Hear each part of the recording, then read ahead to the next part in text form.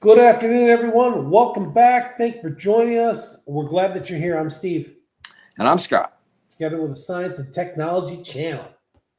Yep, and we're ending the day with a health topic that is not a real good story, feel good story anyway. But we need to pass this information on. So, because you're probably not going to hear it on the regular news. Yeah. Severe COVID or flu may quietly raise lung cancer risk, but vaccines appear to stop the damage before it starts. New research from UVA Health's Beirne B. Carter Center for Immunology Research and the UVA Comprehensive Cancer Center suggests that severe cases of COVID-19 and influenza may create conditions in the lungs that make cancer more likely to develop later. The study also found that vaccination appears to prevent these harmful effects.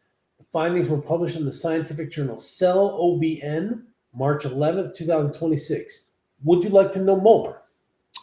Researchers at the UVA School of Medicine, led by Ji Sun, PhD, discovered that serious viral infections can alter immune cells in the lungs in ways that promote tumor growth months or even years afterward.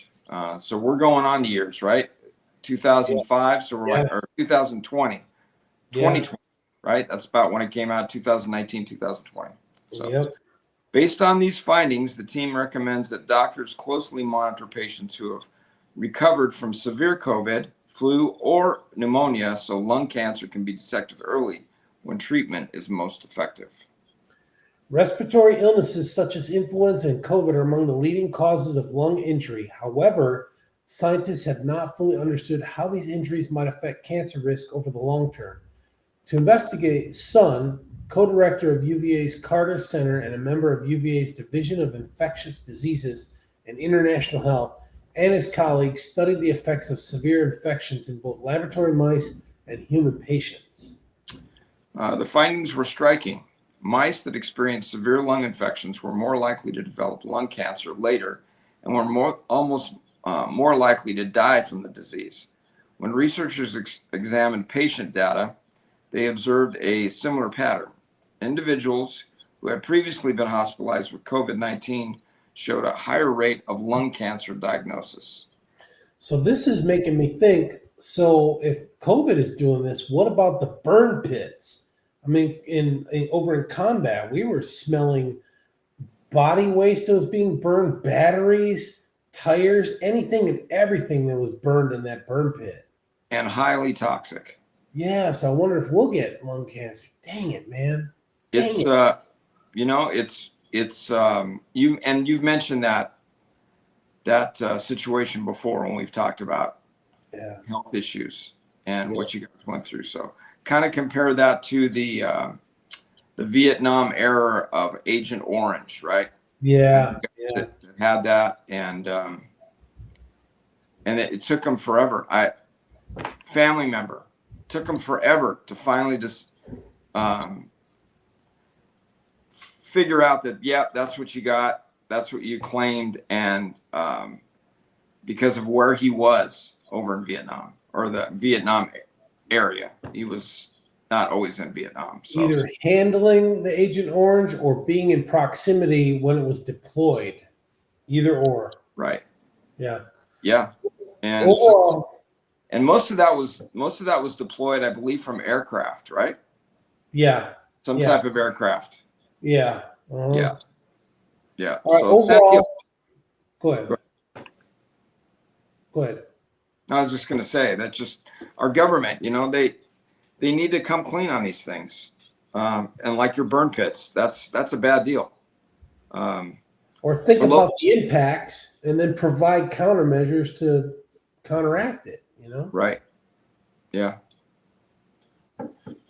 Sad Overall, hospitalization for COVID-19 was associated with 1.24-fold increase in lung cancer risk.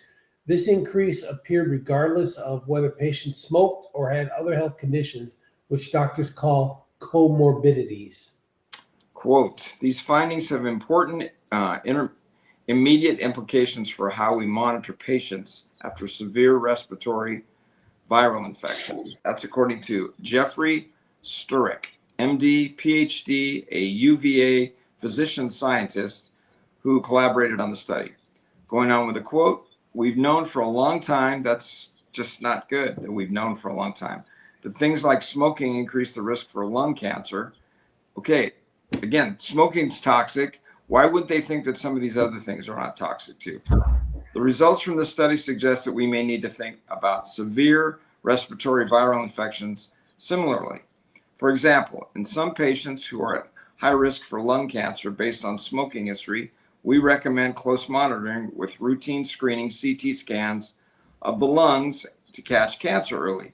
In future studies, we may want to consider a similar approach after severe respiratory viral infection, unquote. Experiments in mice help researchers understand why this increased risk occurs. Severe viral infections cause major changes in immune cells known as neutrophils and macrophages, which normally protect lung tissue. After infection, some neutrophils behaved abnormally and contributed to a persistent inflammatory environment that favors tumor growth. Scientists also observed significant alterations in epithelial cells, the cells that line the lungs and the air sacs responsible for breathing. Researchers found encouraging evidence that vaccination can block these harmful biological changes. Vaccines train the immune system to respond quickly to infections, which helps reduce how severe the illness becomes. The increased lung cancer risk was seen in patients who experienced severe COVID-19, but not in those who had mild cases. In fact, people with mild infections showed a small decrease in risk. Interesting. Despite this protective effect, the researchers caution that millions of people who survived severe COVID-19 or other serious respiratory infections could face an elevated risk of lung cancer in the future. Sun and his team hope their work will help doctors identify patients who may face a higher risk of lung cancer after severe viral infections. Earlier identification could allow patients to receive screening and treatment sooner. The researchers also believe their findings could guide the development of new therapies aimed at counteracting the biological changes caused by severe lung infections. Yeah, not good. I hope It's not. hope this gets detected early. Yeah. This is just not good. I hope the brightest and the best are on this thing, because this could be it could turn into a ugly situation. So anyway. All right, folks. Thanks for joining us. We'll catch you in the morning. Take care, everyone. Have a good day. Thanks.